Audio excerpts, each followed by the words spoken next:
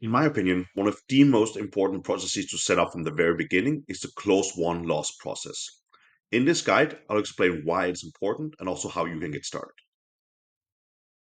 Typical close one loss processes consist of one free text field, one for close loss and one for close won. And you can't really get any meaningful insight from this. You're going to get any context to why you're winning or why you're losing. Reps, when they kind of don't have any, let's say, structured way of giving that feedback, will put things such as like deal one, deal in the close loss, they'll say like, no budget. And it'll just be like one free text. It won't be really good to kind of analyze in a bigger scale. So when you kind of put a good system in place, you can kind of know why you're winning and you can replicate that success and you can scale your business. On the other hand, knowing why you're losing can also help you save time, understanding like what use cases are not good for you, what kind of use cases for specific companies are not a good fit. So that can really help your reps save time. You can also focus your marketing better when you kind of understand these things. This is, of course, relevant for marketing and sales, but these insights are also important for everyone else in the company. Product developers, etc., should also know why revenue is being lost and why revenue is being won.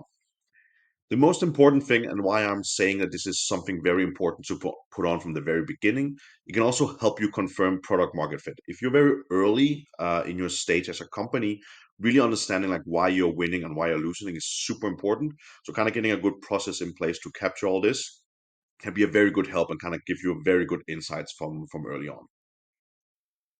So, how do you get started to kind of set up that process for the close one and the close loss deals?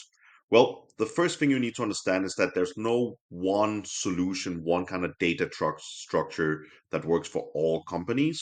You really need to sit down and understand what data you need to capture. And this can really vary from company to company. I would say don't worry. I would say a lot of the kind of properties and data can go again. And I've provided here some ideas for what you can start to track. I think very important, as you see, like right under me here, there's like some properties you should track on a company level to kind of combine this data with. And this will be the industry and the region and country of those deals. So I'm going to go ahead in the next slides and give you an example of how I'm using it for my own business in terms of close one and close loss processes. To give you an example of what that could look like, I actually am going to show you what I am using for my own close one process. I work as a consultancy just for myself as a freelancer, but I really find it's important to capture all of my deals and all the companies I'm talking with. I want to understand these things so I can kind of look back on it and see what I can do better.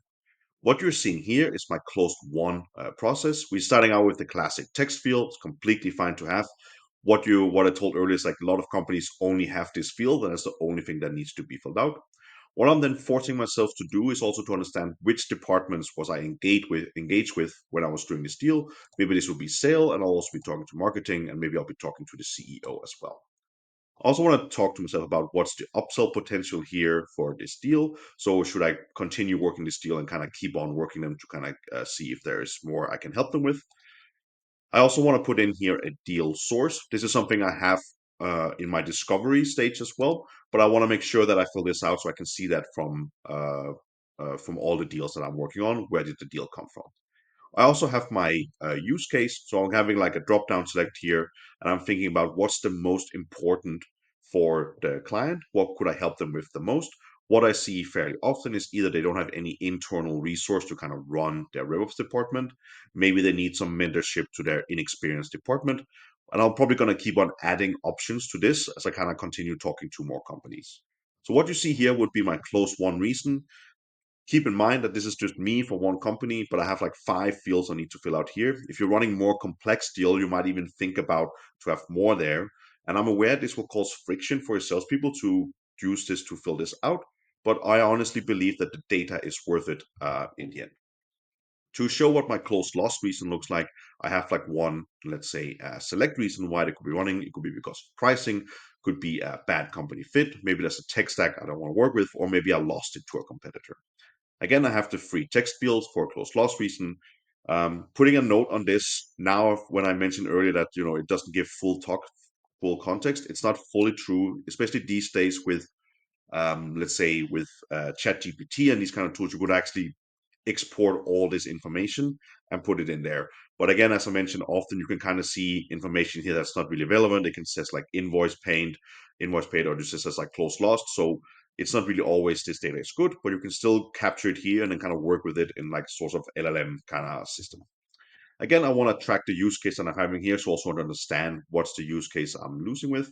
I also want to understand if there's specific departments, like with the close one reason, and also is this worth connection to in the future? Was this just a bad timing, and I could like go back to them and see if they're like will be interested in the future.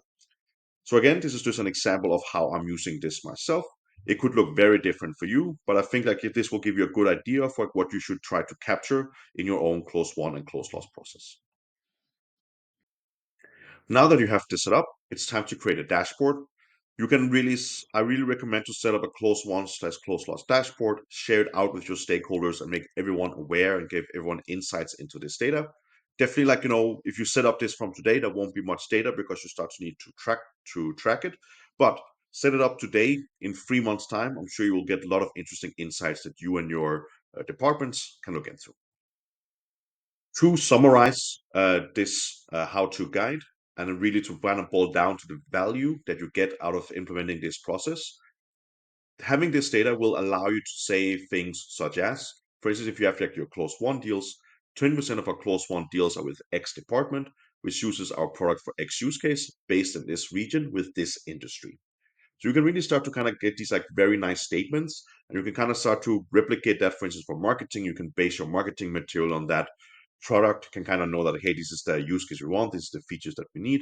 Sales really know where to focus their efforts. Same way when we go through the lost deals, we say we lose 52% of our deals when we're dealing with X department, with X use case against X competitor. So kind of if you kind of early on see you as a sales rep, you can kind of see some of these sign, for instance, with competitors or specific use cases with specific department. You really need to be extra careful and qualify even further to make sure that you're a good fit. And you can really use these as warning signs for your sales reps when they're kind of working on specific deals with specific use cases, with specific companies, industry, etc. I really hope you found this useful. It's a very quick guide. I don't think it's something that takes a long time to set up, but what is really important here is that you kind of get those insights that you can like spread around the whole company and really start to make more informed decisions for the various departments in your company. I really hope you found this interesting. And if you need any help setting this up, feel free to reach out to me. I'll be happy to have a call and we can discuss if I can help with any of these initiatives. Thank you.